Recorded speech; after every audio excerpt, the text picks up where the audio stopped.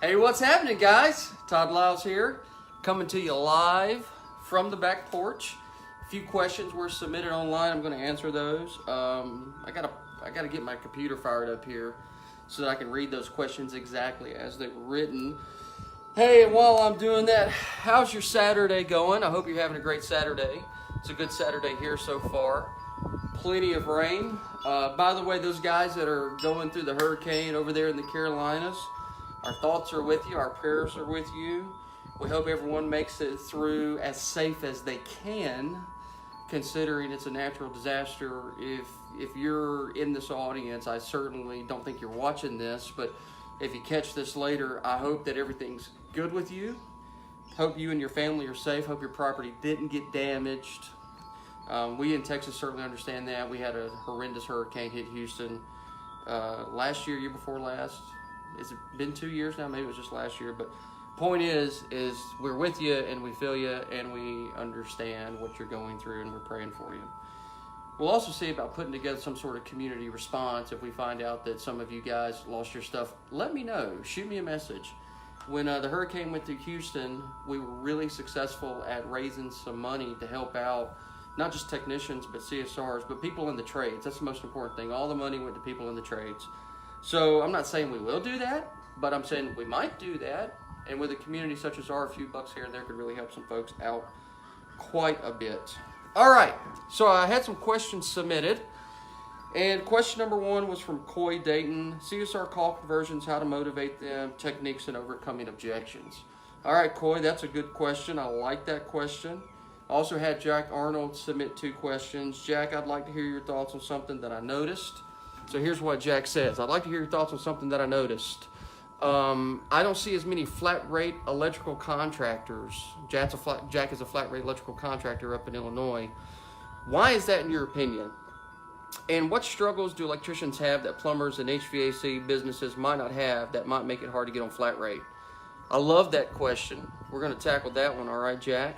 And then Jack also had a secondary question, which is, I wouldn't mind hearing some of those nuggets that you dropped on us in class, such as, Mrs. Jones, so far, does it sound like we'll do a good job for you today? Essentially getting confirmation, closing things down. I think that's what we are, in essence, talking about right there. Hey, by the way, do me a favor, guys. Hang on just a second.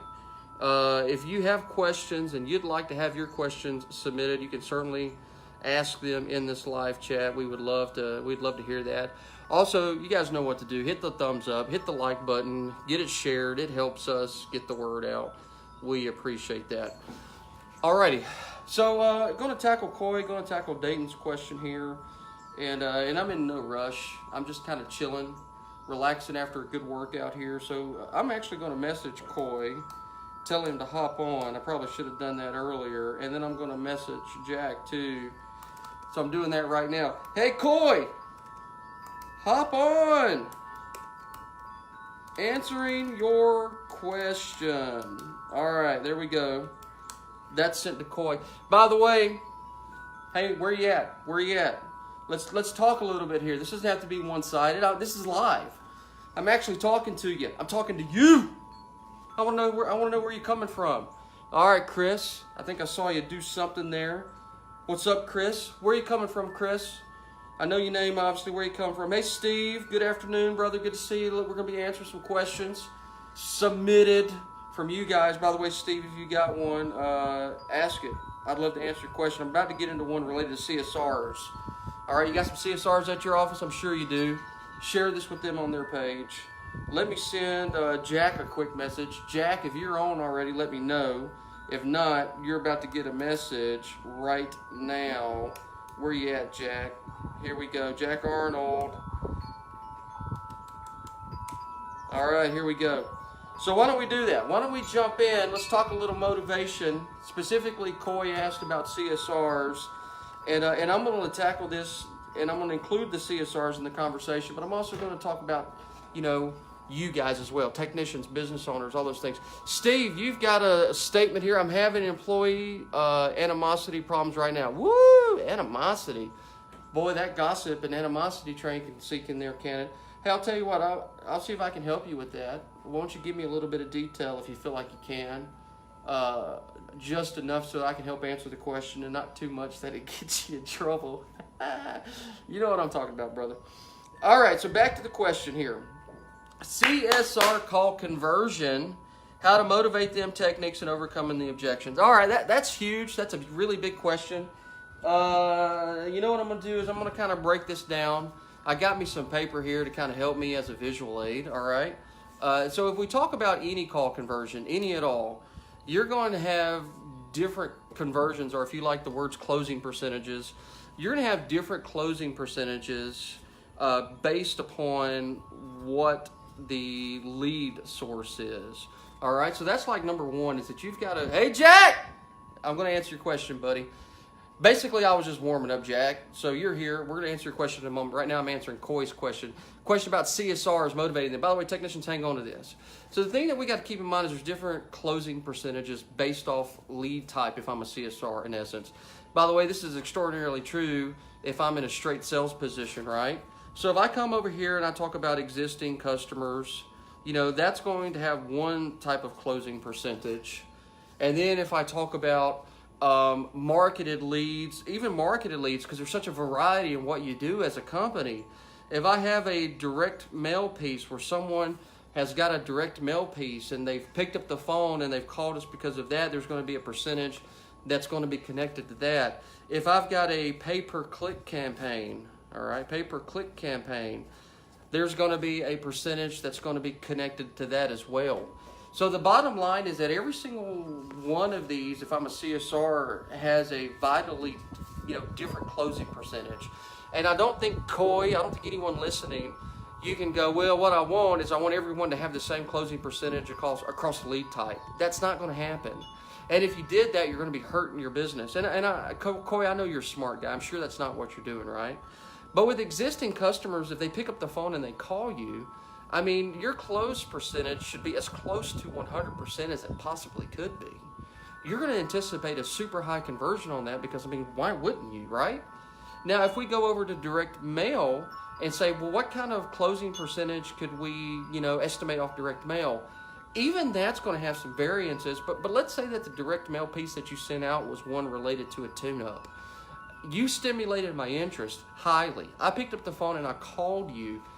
That is a phone call that was placed off something that a lot of people might consider to be a non-urgent need. And in my opinion, in that particular case, you should have a really high closing percentage based off a non-urgent need because the homeowner is indicating high levels of interest because they picked up the phone, they called you. They put energy into asking questions about your maintenance program. And if it's clearly done, it's not misleading, and they're interested in it, your closing percentage should be really high. And I think that it should be somewhere between the 80-85% when it comes to that type of direct mail marketing campaign.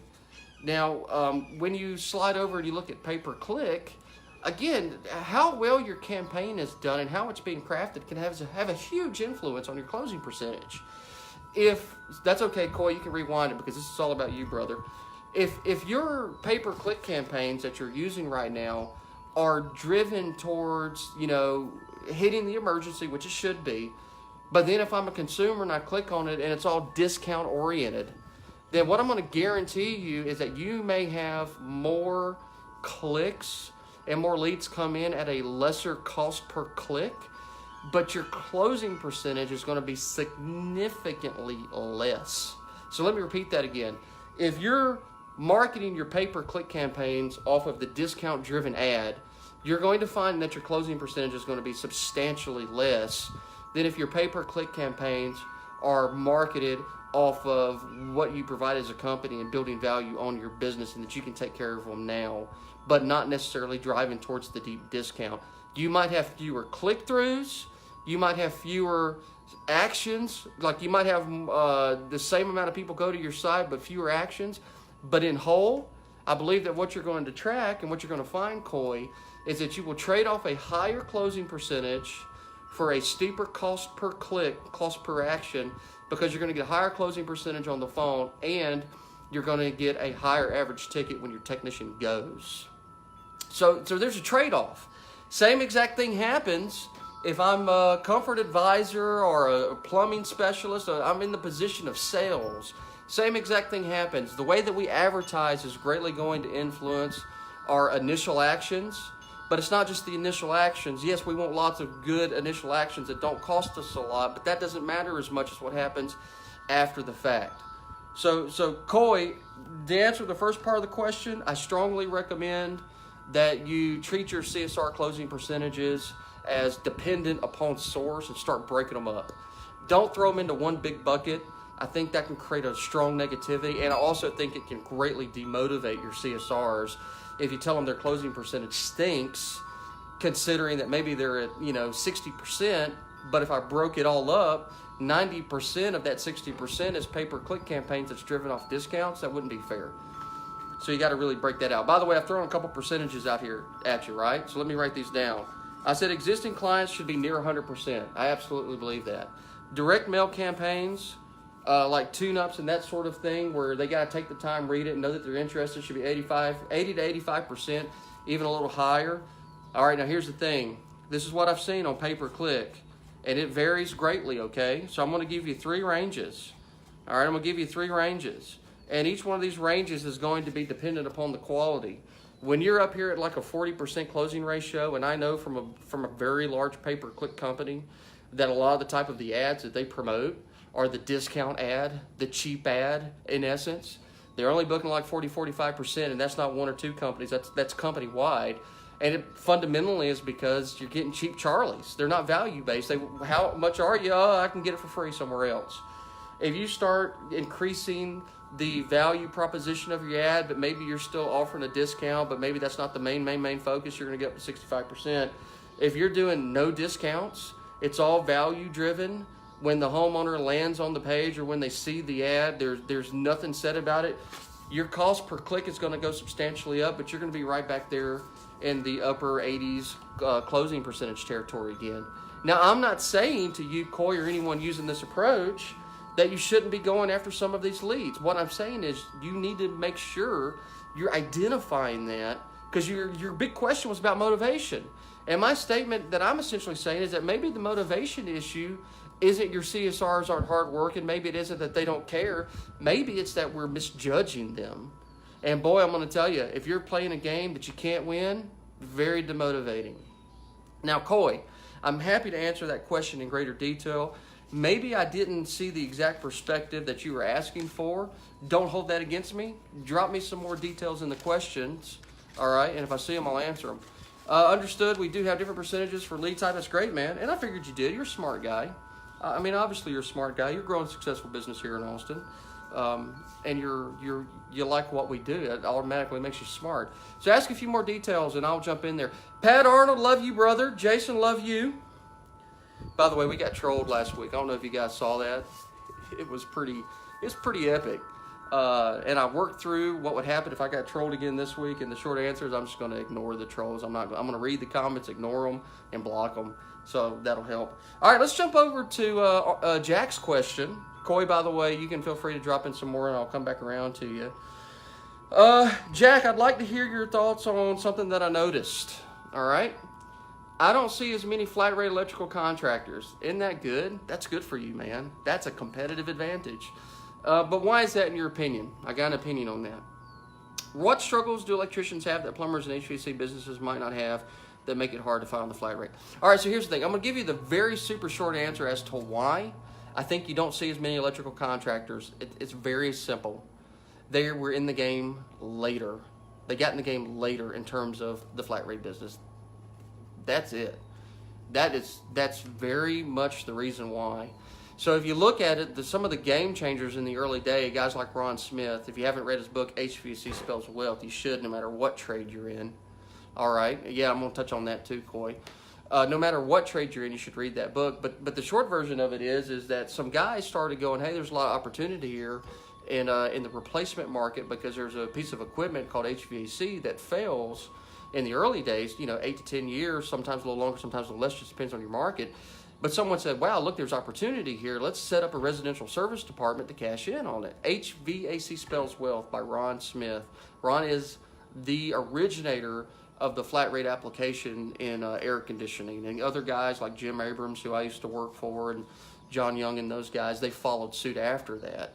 So there's the short version of the answer, Jack, is that HVAC was to it typically first because they saw the opportunity because of the short lifespan. Plumbing came into it after, and plumbing came into it after because a lot of the residential HVAC guys started seeing the opportunities there. They started opening up plumbing divisions.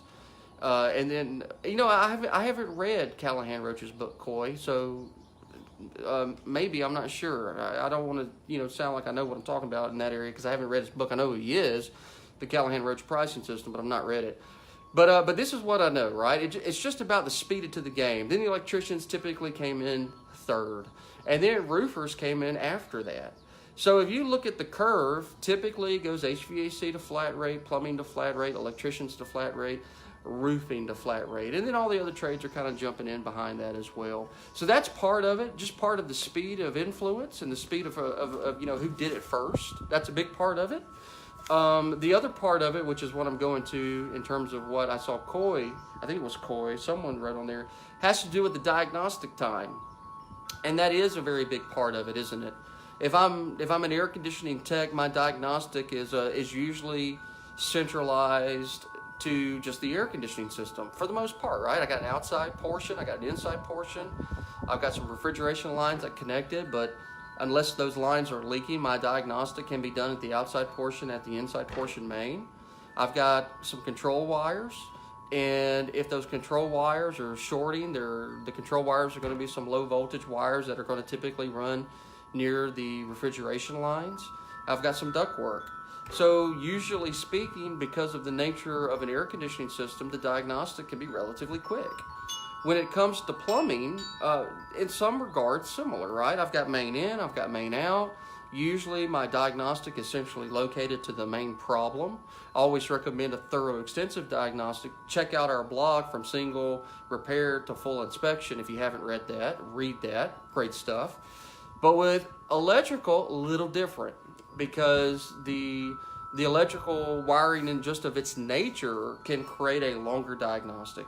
So here's the thing. This is what a lot of electricians have done, and maybe you guys have talked about this, Jack, and if you haven't, it doesn't mean that, Elmore hasn't done you a good service, because some electricians do this, some electricians don't.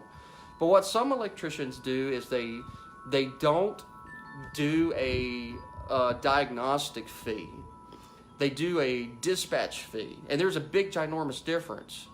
And the essential difference is, if I'm a plumber or an air conditioning company, then I might charge a flat fee like $89 to come out, and that includes my diagnostic as well as it includes my service dispatch fee, the cost of getting my truck there. But if I'm an electrician, I might switch that up. I might charge that $89 fee, maybe more, maybe less. And what that actually gives the consumer is the person coming to their home, and it's charging for the wear and tear on the service vehicle and someone showing up. And then when you're there, and that's the way you should communicate it, there's a small service fee. So maybe your service fee is a little bit smaller because you are just literally paying for the opportunity to see the homeowner. That's not necessarily how you might want to communicate it. But then once you arrive, you trust that electrician to explain what a first level diagnostic would be. And then you got some choices there, right? Your first level diagnostic could be a premium that charges for a certain amount of time, even though you're not going to talk about it in time. It charges for a certain amount of time that in most cases, I would say 85 to 80% of the time, it's going to cover you. Or you might even charge a first level diagnostic that includes a minor repair, so the homeowner's not just getting a diagnostic in it, they're getting the first level diagnostic, and they're getting a set of simple repairs that you might define in the beginning. That way the homeowner doesn't feel like they're just paying for knowledge, but they're actually paying for one of those repairs, which a high percentage of the time it's going to have that repair that's going to be needed, plus maybe a second repair. And I think maybe that's what Coy means by when he says staging, and that's essentially what I'm saying, is so that you ease into it. And Jack, what I can tell you, that's really effective. Homeowners understand it, especially when you unpack the complexity of electrical system. You can use a diagram and you can show them that. So I know that works really, really effective. I've trained on both sides of the methods, and if I were running an electrical business today, I can tell you that what I would do is I would stage it, just as I shared with you. I would explain that staging to the homeowner so that it was clear to them. that our technician will come out and evaluate what it is. He'll give you your first level diagnostic, and that first level diagnostic will typically have the repair in it. The technician can tell you more about that when he's there. And I'll just trust that technician to actually close the first level call there. Now, that also means that your electricians have to do a really good job in building value and building relationship. But that works really well. All right, I'm gonna take a pause. I'm gonna drink some of my drink here, and I'm gonna give you a chance to type in your comments or your questions, because I'd love to hear some more comments or questions. I'll be right back there. Hang on a second.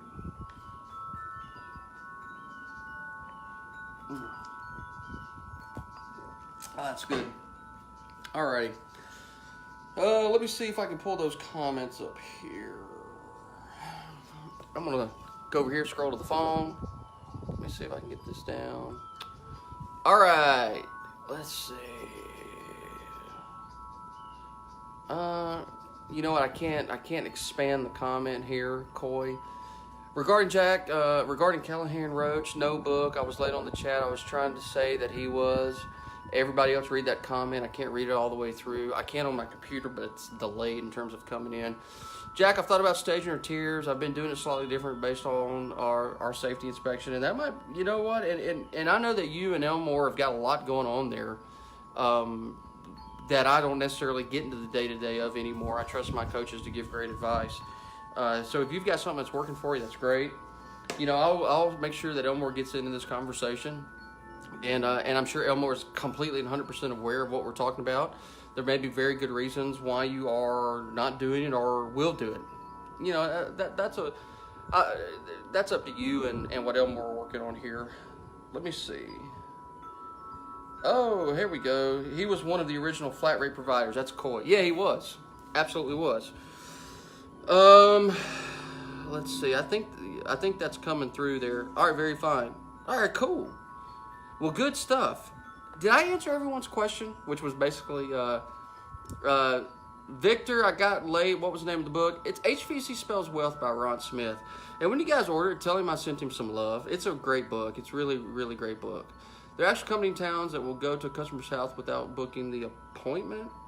Boy, when it comes, as soon as they get the lead, let's see. There are actually companies in town that will go to a customer's home without booking the appointment as soon as they get the lead information. What? You mean they just show up? They just get like a digital lead and they go knock on the door? Is that what you're saying? Boy, I tell you, I don't like that. I mean, no, there's no way to put it. I don't like that. I think that's presumptuous. That feels like an 80s encyclopedia. Put your foot in the door when they open it. Stick your foot in there. That's very old school. That's very before the internet.